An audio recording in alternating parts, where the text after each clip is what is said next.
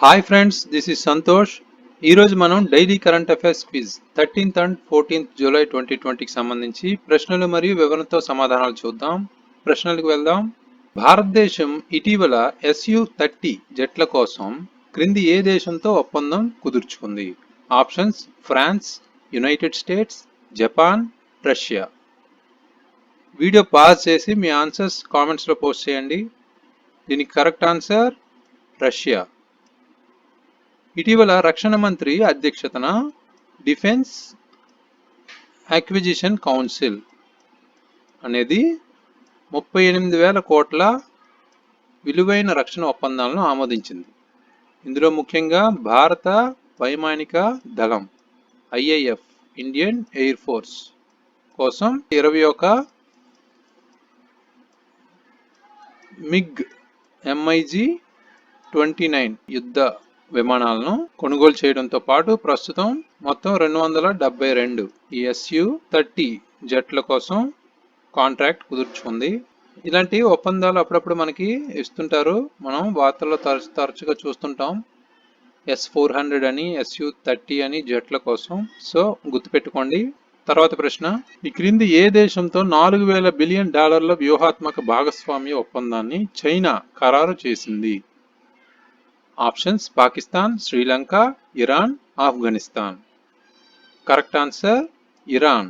Chabahar port అనే దాని గురించి మనం వార్తల్లో తరచుగా చబహర్ ప్రాజెక్ట్ గురించి మనం చూస్తుంటాం. చబహర్ ప్రాజెక్ట్ ముఖ్యంగా మనకు తెలిసిందే. బ్యాక్గ్రౌండ్లోకి వెళ్తే ఇది ఒక త్రైపాక్షిక ప్రాజెక్ట్. ముఖ్యంగా ఆఫ్ఘనిస్తాన్, ఇరాన్, ఇండియా ఈ 3 దేశాలు కలుపుకొని ఈ ప్రాజెక్టు ఒప్పందం కుదుర్చుకున్నారు. అయితే ఇది ఎందుకు కుదుర్చుకున్నారంటే ఆఫ్ఘనిస్తాన్ మరియు మధ్య ఆసియా అంటే మిడిల్ ఏసియాకు ప్రత్యామ్నాయ వాణిజ్య మార్గాన్ని నిర్మించడానికి భారతదేశం, ఇరాన్ మరియు ఆఫ్ఘనిస్తాన్ల మధ్య ప్రాజెక్ట్ ఉద్దేశించబడింది. ఇక్కడ ముఖ్యంగా పాకిస్తాన్కి అంటే ఇండియా నుంచి పాకిస్తాన్ మీదుగా కాకుండా ప్రత్యామ్నాయంగా ఈ వాణిజ్య మార్గాన్ని నిర్మించడానికి ఈ చబహర్ పోర్ట్ అనేది ప్రారంభించబడింది. అయితే ఇప్పుడు సమస్య ఏంటంటే ఇటీవల వార్తల్లో మనం చూసాం, భారతదేశం మరియు ఇరాన్ చబహర్ పోర్టు నుండి జహేదన్ వరకు రైలు మార్గాన్ని నిర్మించడానికి ఒక ఒప్పందం కుదుర్చుకున్న 4 సంవత్సరాల తర్వాత, అంటే ఇది ఒప్పందం కుదిరి 4 సంవత్సరాలు అయింది.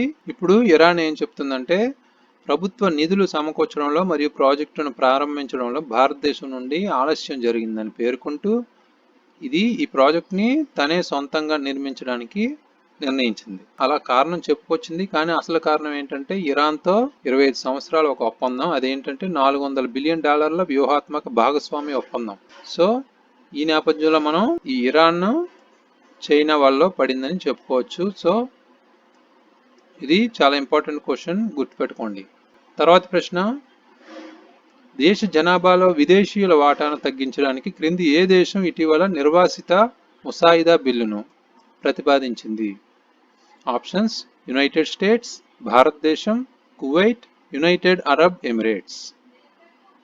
Correct answer Kuwait. ఇటీవలే దేశ జనాభాలో విదేశీయుల వాటాను తగ్గించడానికి ఈ కువైట్ జాతీయ అసెంబ్లీ అనేక ప్రతిపాదనలతో చర్చకు వచ్చింది. ఎందుకంటే ఇప్పుడు మొత్తం వీళ్ళ కంట్రీలో ఉన్న జనాభాను చూస్తే 70% విదేశీయులే ఉన్నారని చెప్తున్నారు. సో దీనికోసం ఈ బిల్లుని తీసుకొచ్చారనమాట. ఇప్పుడున్న COVID-19 మహమ్మారి పరిస్థితుల మధ్య ఇలాంటి నిర్ణయం తీసుకొని ఉన్నారు. అయితే మన భారతదేశానికి మాత్రం 15% మన భారతీయులు అక్కడ మించకుండా ఉండాలని నిర్ణయించారు. సో ఇక్కడ చూసుకుంటే మొత్తం 4 మిలియన్లు మొత్తం టోటల్ జనాభా అయితే ఇందులో కువైట్లో అందులో 1.3 మిలియన్లు మాత్రమే ఈ కువైట్లో ఉన్నారంట. అంటే వీళ్ళ జనాభా సొంత జనాభా ఉన్నారంట. అంటే మిగతా జనాభా అంతా విదేశీయులే, అంటే పావు వంతు కూడా వీళ్ళ జనాభా లేరు. సో ఈ నేపథ్యంలో ఈ నిర్ణయం తీసుకున్నారు. తర్వాత ప్రశ్న: ఈ క్రింది వారిలో ఐక్యరాజ్య సమితి ఉన్నత స్థాయి రాజకీయ వేదికపై సుస్థిర అభివృద్ధి 2020లో భారతదేశం యొక్క 2వ స్వచ్ఛంద జాతీయ సమీక్షను ఇటీవల సమర్పించింది ఎవరు? ఆప్షన్స్: విదేశాంగ మంత్రి, భారత ప్రధాని, మానవ వనరుల అభివృద్ధి మంత్రి, నీతి ఆయోగ్. ఇలా కన్ఫ్యూజ్ చేస్తూ అడుగుతుంటారు. మనం ఆప్షన్స్లో అంటే ఎప్పుడు ఎవరు సమర్పించారు అనేది మనం వార్తలు తరచుగా మనం ఫాలో అవుతుంటే మనం ఈజీగా ఆన్సర్ చేయగలం. దీని కరెక్ట్ ఆన్సర్ నీతి ఆయోగ్. ఇటీవలే నీతి ఆయోగ్ 2020 యొక్క సుస్థిర అభివృద్ధిపై ఐక్యరాజ్య సమితి హై లెవెల్ పొలిటికల్ ఫోరంలో భారతదేశం యొక్క 2వ స్వచ్ఛంద జాతీయ సమీక్షను సమర్పించింది. ముఖ్యంగా ఈ నేపథ్యంలోకి వెళ్తే దీనికి మన ప్రపంచాన్ని మార్చడం సుస్థిర అభివృద్ధి కోసం 2030 అనే అజెండా తీర్మానంలో భాగంగా 2015 సెప్టెంబర్లో సస్టైనబుల్ డెవలప్మెంట్ గోల్స్ను ఆమోదించారని మనకు తెలిసిందే. అయితే ఇక్కడ ముఖ్యంగా మీరు 2 ప్రశ్నలు అడుగుతాను, చెప్పండి కామెంట్స్లో మీకు తెలుసా లేదో. ఎందుకంటే ఎక్కువ ఈ సస్టైనబుల్ డెవలప్మెంట్ గోల్స్ అంటే సుస్థిరాభివృద్ధి లక్ష్యాల మీద అడుగుతుంటారు. ఇందులో మొత్తం ఎన్ని గోల్స్ ఉన్నాయి, సస్టైనబుల్ డెవలప్మెంట్ గోల్స్ ఎన్ని ఉన్నాయి, అదేవిధంగా మొత్తం ఎన్ని టార్గెట్స్ ఉన్నాయి, మనం ఎన్ని టార్గెట్స్ పెట్టుకున్నాం, ఎన్ని లక్ష్యాలు పెట్టుకున్నాం అనేది కామెంట్స్లో పోస్ట్ చేయండి మీకు తెలిస్తే. తర్వాత ప్రశ్న, ఎన్నికల కమిషన్ ఎన్నికలను వాయిదా వేయాలనుకుంటే అది భారత రాజ్యాంగంలోని ఏ ఆర్టికల్లో ఉన్న అసాధారణ అధికారాల ద్వారా చేయవలసి ఉంటుంది? Options article 324, article 325, article 326, article 327. Correct answer article 324. ఈ ప్రశ్న చాలా ఇంపార్టెంట్, ఎందుకంటే ఇటీవలే ఈ కోవిడ్-19 పరిస్థితుల మధ్య ఈ బీహార్ ఎన్నికలు త్వరలో జరగనున్నాయి. సో ఈ బీహార్ ఎన్నికలు నిర్వహించడంపై రాజకీయ పార్టీలు తమ ఆందోళనలు కూడా పెంచుతున్నాయి. సో ఈ నేపథ్యంలో మనం ఈ ప్రశ్న తీసుకున్నాం. అలాగే ఇక్కడ ఎన్నికలు ఆలస్యం చేయడానికి ఎన్నికల కమిషన్కి ఉన్న అధికారాలు కూడా మనం సంబంధించి మనం బ్యాక్గ్రౌండ్ చూసుకోవాలి. ఇవి చాలా ఇంపార్టెంట్. అందులో ముఖ్యంగా ఆర్పిఏ చట్టం అంటే రిప్రజెంటేషన్ ఆఫ్ పీపుల్స్ యాక్ట్ అనేది 1951కి సంబంధించి ఇందులో ఉన్న సెక్షన్స్ ముఖ్యంగా 153 సెక్షన్ 153 ప్రకారం ఎన్నికలను పూర్తి చేయడానికి సమయాన్ని పొడిగించడం అనే దాన్ని బట్టి ఇందులో పొందుపరిచి ఉంది.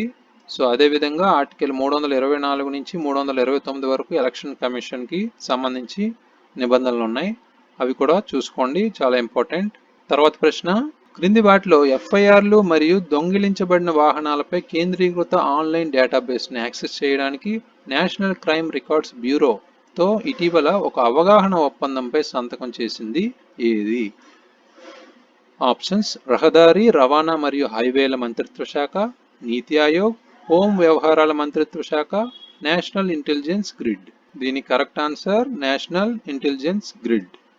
ఇటీవలే ఎఫ్ఐఆర్లు మరియు దొంగిలించబడిన వాహనాలపై కేంద్రీకృత ఆన్లైన్ డేటాబేస్ని యాక్సెస్ చేయడానికి నేషనల్ ఇంటెలిజెన్స్ గ్రిడ్ అనేది నేషనల్ క్రైమ్ రికార్డ్స్ బ్యూరోతో ఒక అవగాహన ఒప్పందం కుదుర్చుకుంది.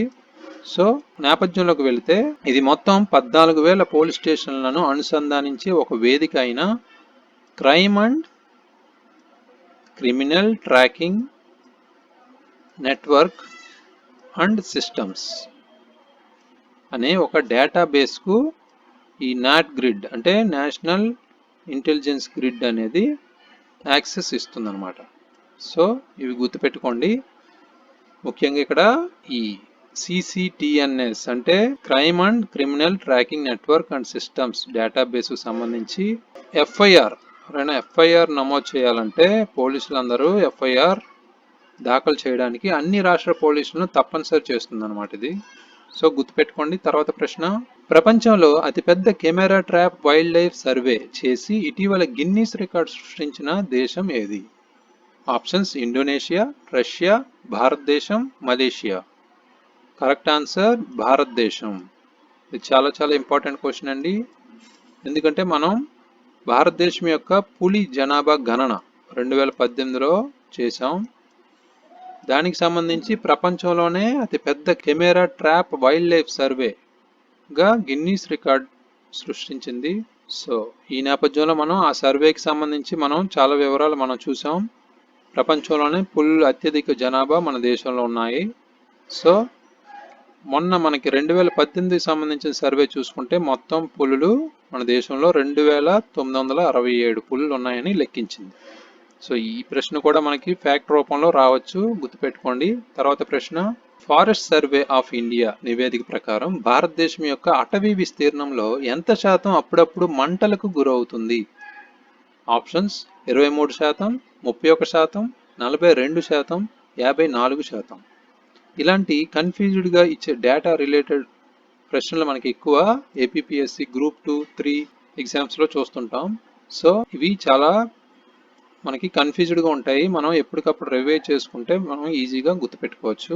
దీని కరెక్ట్ ఆన్సర్ 54%. ఇటీవలే science of the total environment ప్రచురించిన అధ్యయనం ఒక ప్రాంతంపై ప్రాథమిక ఉత్పాదకతను కొలవడానికి రిమోట్ సెన్సింగ్ ఆధారిత నమూనాలను ఉపయోగించింది మరియు ఈ మంటలు చెలరేగడంపై సూచికలను కూడా సూచించింది. సో ఈ నేపథ్యంలో మనకి 5,20,000 క్రియాశీల అటవీ అగ్ని సంఘటనలు మన దేశంలో, భారతదేశంలో జరిగాయని కనుగొనబడింది. అదేవిధంగా ఈ ఫారెస్ట్ సర్వే ఆఫ్ ఇండియా అనేది తీసుకుంటే ఆ సర్వేకి సంబంధించి మొత్తం 54% పైగా అటవీ విస్తీర్ణం అప్పుడప్పుడు మంటలకు గురవుతుందని కనిపెట్టారు. సో గుర్తుపెట్టుకోండి. తర్వాత ప్రశ్న, ప్రతి సంవత్సరం ప్రపంచ జనాభా దినోత్సవాన్ని ఏ తేదీన జరుపుకుంటారు? Options June 5, July 9, June 10, July 11. Correct answer July 11. ఇలా కన్ఫ్యూజ్ చేస్తూ అడుగుతుంటారు, మనకి అప్పుడప్పుడు చూస్తుంటాం. రెగ్యులర్ ప్రశ్న ఇది. ప్రపంచ వాతావరణ దినోత్సవం, ప్రపంచ జనాభా దినోత్సవం ఇవి రెగ్యులర్గా అడుగుతుంటారు, గుర్తుపెట్టుకోండి. అయితే ఇక్కడ 2020 ప్రపంచ జనాభా దినోత్సవం సందర్భంగా కేంద్ర ఆరోగ్య కుటుంబ సంక్షేమ మంత్రి ఇటీవల వర్చువల్ సమావేశానికి అధ్యక్షత వహించారు. సో ఈ నేపథ్యంలో మనం ఈ ప్రపంచ జనాభా దినోత్సవం గురించి తెలుసుకోవాలి. ముఖ్యంగా ఇది జరుపుకోవడం చాలా ముఖ్యం, ఎందుకంటే ఇది జనాభా స్థిరీకరణ యొక్క ప్రాముఖ్యతను మరియు ప్రజల భవిష్యత్తులో మరియు వారి ఆరోగ్యానికి కీలక పాత్రను నొక్కి చెబుతుంది. సో ఇప్పుడున్న ప్రస్తుత కోవిడ్-19 పరిస్థితులను ఎదుర్కొంటున్న సవాళ్లను పరిశీలిస్తే పునరుత్పత్తి ఆరోగ్య సేవలను అందించడం యొక్క ప్రాముఖ్యతను గుర్తించడం ఇప్పుడు మరింత క్లిష్టమైంది. సో మనకి భారతదేశానికి సంబంధించి ఈ ప్రపంచ జనాభా గణాంకాలు కూడా మనం బ్యాక్గ్రౌండ్ చూసుకోవాలి. అయితే ప్రపంచ జనాభా దినోత్సవం 2020 సంబంధించి థీమ్ ఏంటంటే మహమ్మారి మధ్య, అంటే ఇప్పుడున్న కోవిడ్-19 మహమ్మారి మధ్య ఇప్పుడు మహిళలు మరియు బాలికల ఆరోగ్యం మరియు వారి హక్కులను ఎలా కాపాడుకోవాలి అనేది ఇప్పుడు థీమ్ అనమాట, గుర్తుపెట్టుకోండి. తర్వాత ప్రశ్న, ఈ క్రింది వాటిలో ఫ్యామిలీ ప్లానింగ్ 2020 మూవ్మెంట్ను హోస్ట్ చేసింది ఏది అని ఇచ్చారు. ఆప్షన్స్ ఐక్యరాజ్య సమితి అభివృద్ధి కార్యక్రమం, ప్రపంచ ఆరోగ్య సంస్థ, ప్రపంచ బ్యాంకు, ఐక్యరాజ్య సమితి ఫౌండేషన్. కరెక్ట్ ఆన్సర్ ఐక్యరాజ్య సమితి ఫౌండేషన్. ఇలాంటివి మనం అప్పుడప్పుడు వార్తల్లో చూస్తుంటాం. ఎవరు హోస్ట్ చేశారనేది మనకి ఇక్కడ కన్ఫ్యూజ్డ్గా ఇలా ఇస్తుంటారు. సో రెగ్యులర్గా వార్తల్ని ఫాలో అవుతూ అవి అప్పటికప్పుడు మనం రివిజన్ చేసుకుంటేనే మనం వీటిని గుర్తుపెట్టుకోగలం. సో అయితే ఇటీవలే కుటుంబ నియంత్రణ 2020 ఉద్యమం అనేది కుటుంబ నియంత్రణపై 2012లో జరిగిన, అంటే లండన్లో ఒక సమ్మిట్ జరిగింది, దాని నుంచి దీన్ని స్టార్ట్ చేశారు. అయితే ఇది ముఖ్యంగా గర్భనిరోధక శక్తిని పొందే మహిళలకు విధానం, ఫైనాన్సింగ్, డెలివరీ మరియు సామాజిక సాంస్కృతిక అడ్డంకులను పరిష్కరించడానికి 20కి పైగా ప్రభుత్వాలు కట్టుబాట్లు చేశాయి మరియు దాతలు అదనంగా $2.6 బిలియన్ నిధులను కూడా ప్రతిజ్ఞ చేశారు. సో ఈ నేపథ్యంలో మనం ఈ ఫ్యామిలీ ప్లానింగ్ 2020 మూవ్మెంట్ని గుర్తుపెట్టుకోవాలి. ఇందులో ముఖ్యంగా భారతదేశం కూడా సంతకం చేసింది, గుర్తుపెట్టుకోండి. తర్వాత ప్రశ్న, సాధారణ గృహ మసాలా పసుపు నుండి క్రియాశీల సమ్మేళనం క్యాన్సర్ కణాల మరణాన్ని పెంచుతుందని ఈ క్రింది ఏ సంస్థ యొక్క పరిశోధకులు కనుగొన్నారు? Options IIT Bombay, IIT Madras, IIT Delhi, IIT Kanpur. Correct answer IIT Madras. ఇటీవలే Indian Institute of Technology IIT Madras పరిశోధకులు సాధారణ గృహ మసాలా అంటే పసుపు నుండి, అంటే పసుపుకు ఇంకో నేమ్ కర్కుమిన్ అంటారు, దీని నుండి క్రియాశీల సమ్మేళనం క్యాన్సర్ కణాల మరణాన్ని పెంచుతుందని కనుగొన్నారు. అంటే క్యాన్సర్ కణాలను చంపుతుందన్నమాట. అయితే దీని గురించి ఇంకా వివరాలు చూసుకుంటే రక్తం యొక్క క్యాన్సర్ మరియు ఎముకలను కర్కుమిన్తో కలిగించే లుకేమియా కణాలకు చికిత్స చేయడం వల్ల కణాల మరణం పెరుగుతుందని పరిశోధకులు కనుగొన్నారు. సో ఇది సెల్ డెత్ ను ప్రోగ్రామ్ చేయగల సామర్థ్యం కలిగిన ఏజెంట్ మరియు ప్రపంచవ్యాప్తంగా అనేక ముందస్తు అధ్యయనాలను కూడా ప్రేరేపించింది. గుర్తుపెట్టుకోండి. తర్వాత ప్రశ్న, ఇటీవలే వార్తల్లో కనిపించిన నియోవైజ్ అనేది క్రింది ఏ అంతరిక్ష సంస్థ యొక్క టెలిస్కోప్ కనుగొన్న ఒక comet? Options: Indian space research organisation, Japan aerospace exploration agency, national aeronautics and space administration, European space agency. Correct answer national aeronautics space administration. ఇటీవల కనుగొన్న C/2020 F3 అనే ఒక కామెట్, అంటే ఇది కామెట్ అంటే ఒక తోకచుక్క.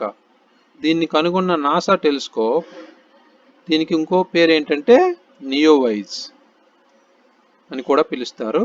ఇది జూలై 22న భూమికి దగ్గరగా ఉంటుంది. సో ముఖ్యంగా దీని గురించి మనం చూసుకుంటే, కామెట్ అనేది అంటే ఈ తోకచుక్క దాని కక్ష చుట్టూ ఒక ల్యాప్ పూర్తి చేయడానికి 6800 సంవత్సరాలు పడుతుందంట. మరియు భూమి వెలుపల కక్షను దాటేటప్పుడు 64 మిలియన్ మైళ్ళ దూరంలో ఉంటుంది. సో ఈ మధ్య మనం చూస్తే వార్తల్లో జూలై 3న ఈ కామెట్ అంటే ఈ తోకచుక్క 43 మిలియన్ కిలోమీటర్ల వద్ద సూర్యుడికి దగ్గరగా ఉందంట. ముఖ్యంగా ఈ రోజున ఈ కామెట్ మెర్క్యూరీ, అంటే సూర్యుడికి దగ్గరగా ఉన్న గ్రహం మెర్క్యూరీ కదా, ఈ మెర్క్యూరీ దగ్గర కక్ష్యలో ప్రయాణించింది. సో గుర్తుపెట్టుకోండి. ఈ ప్రశ్నలన్నీ చాలా ఇంపార్టెంట్. రివైజ్ చేసుకోండి. All the best. Thanks for watching. Please subscribe the channel.